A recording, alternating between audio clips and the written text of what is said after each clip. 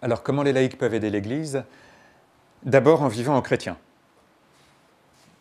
Évidemment, en priant pour leurs prêtres, mais quand je dis en vivant en chrétien laïque, c'est-à-dire le chrétien laïque, il est avant tout appelé à vivre sa vie chrétienne dans le monde, donc avec toute la mission vers l'extérieur de l'Église. Et ça, c'est vraiment le propre du laïc, d'être entièrement engagé dans le monde, avec aussi, dans la vie professionnelle, dans la vie politique, la vie sociale, toutes ces dimensions font partie de la vie du laïc. Et c'est premier pour le laïc. Pour moi, la première aide que le laïc apporte au prêtre, c'est en vivant bien sa mission à cet endroit-là. Ce n'est pas d'abord vers l'intérieur de l'Église, ça viendra ensuite. Comment les laïcs peuvent-ils aider l'Église aujourd'hui, et notamment les prêtres dans leur mission? Je trouve que cette question, si elle paraît ordinaire, elle est déjà orientée.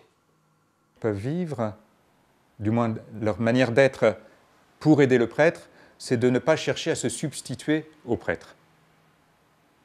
Travailler avec lui, oui, mais sans qu'il y ait une substitution. Il y a une collaboration, il n'y a pas le fait que l'un doit prendre la place de l'autre. Si on est dans un système de querelle, il y a quelque chose qui ne va pas.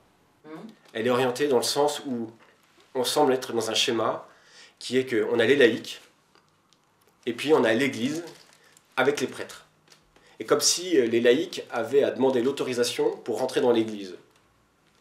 Alors que, et le Concile Vatican II l'a encore rappelé, nous sommes tous des baptisés qui travaillons ensemble, ou qui sommes ensemble, faits pour servir, faits pour annoncer l'Évangile et faits pour prier.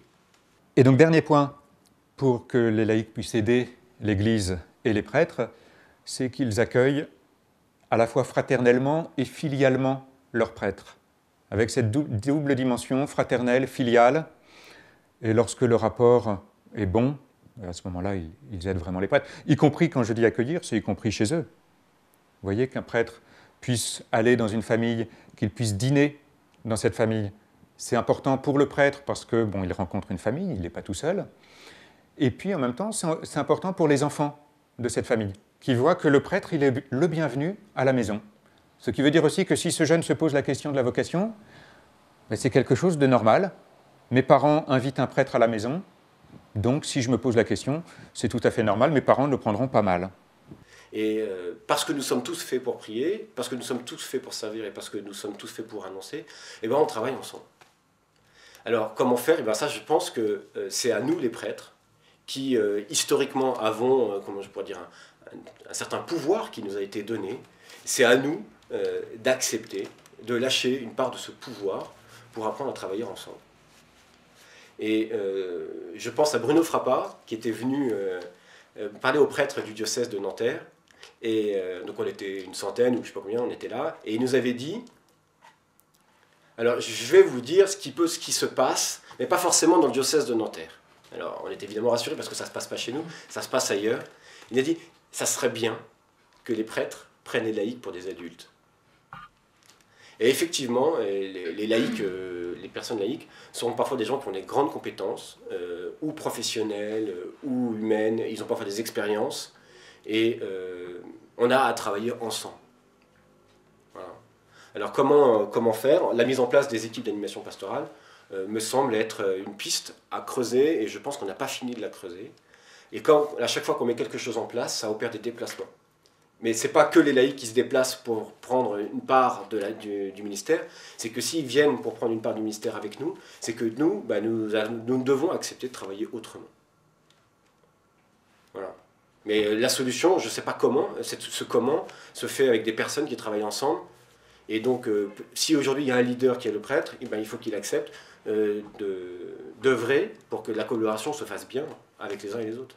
En acceptant de lâcher, s'il avait un pouvoir, en acceptant de lâcher ce pouvoir pour travailler ensemble.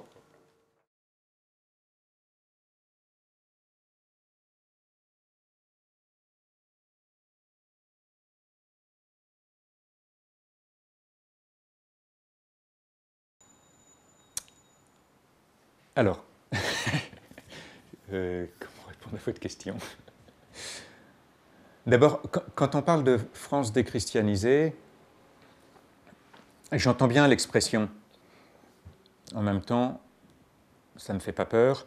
On ne naît pas chrétien, on le devient. Donc de toute façon, chaque génération a à devenir chrétien. Et quand on emploie cette expression, parfois, on part du principe qu'on est dans un État français, que les gens naissent chrétiens.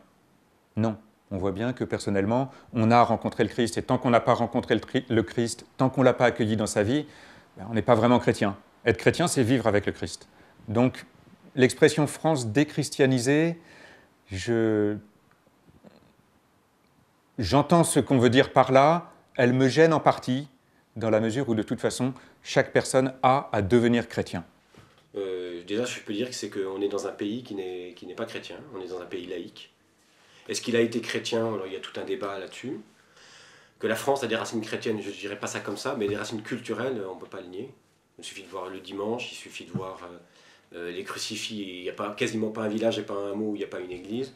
Et puis, et également, si on demande en quelle année sommes-nous, on va nous dire qu'on est en 2010. On est 2010 par rapport à qui? Donc, on est quand même dans une culture qui a été marquée par le christianisme. Voilà. Alors, aider les Français à accueillir le réel, c'est aussi accueillir là-dessus.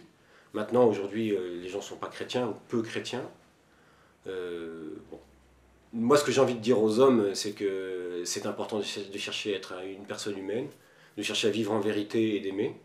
Et si vous cherchez un modèle, ben moi je vous en propose un, le plus humain, Jazz. Jésus. Voilà. Alors maintenant, dans la société d'aujourd'hui, je ne sais pas quoi dire d'autre, quoi.